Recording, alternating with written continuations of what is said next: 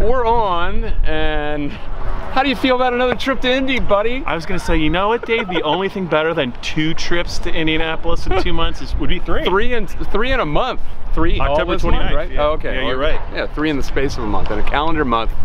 The Penn State Nittany Lions are going to go play Wisconsin in the Big Ten championship game, and you probably would not have gotten too many bets on that at the start of this season in any way, shape, or form. Start of the season. Iowa was supposed to win the West. End of September. I mean, yeah.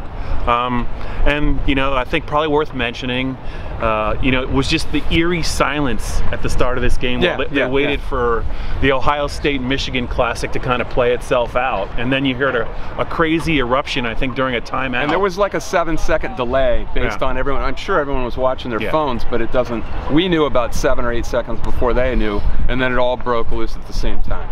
A very weird atmosphere, and then it took the Lions a little time to get going after that, and they were even behind at halftime, 12-10. 12-10, their defense, I thought, actually, even though they gave up 250 yards in the first half, they were stout inside the 20. Kept they were held them to 4 field goals, and then pretty important. Second half, they bottled up Barkley pretty good, Dave, but the Trace McSorley threw some really good balls. The receivers made some great catches, and he ended up with 380 yards, and they won going away. I mean, 45.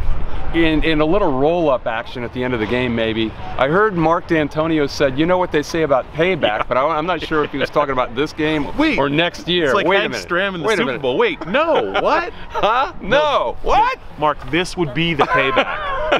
There's no payback after this. This was the payback for 55-16. And we were talking about Evan Schwan just was gifted his giant sheet, his giant bed sheet that's probably been here for 2 or 3 years maybe, and the students just gave him that.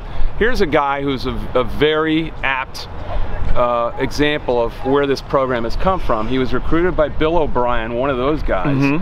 Probably was a lesser recruit compared to one of his teammates, and you could mention or not. And here he is playing on a Big Ten division champion. You know, Evan was part of the CD team that won a state title for Glenn McNamee, and when he came to Penn State, he was, I guess you could call him a work in progress, but you know what, so was Carl Nassib. I mean, Carl Nassib took till his 4th or 5th year to really get going at Penn State. Evan was a key part of this pass rush. And so was this program. A real work in progress that really nobody saw coming. Yeah, it wasn't a huge senior class, but I think if you look at some of the guys that were part of the senior class, they were important, and Dave, it also kind of points to the future, the fact that this senior class is so small. They have a lot. And they got a lot of freshmen and sophomores. There's a lot of players coming back who are hungry. One thing worth mentioning, we don't know the status of Saquon Barkley's injury to his ankle foot. He could not finish the game. He looked like he was in a little bit of pain there on the sideline. James said, well, he didn't say much, but you know, with the game coming up in a week on turf, we'll have to see if he's going to be ready to play against Wisconsin. Yeah, and it looked like either a severe ankle sprain or we can't tell. Maybe if it's a metatarsal, it's over. But it didn't look like that. It looked like an ankle sprain. James said. He never talks about injuries, and yet he thinks he's going to have a good week of practice, have a good week, and then based on what he knows, we'll be ready to play.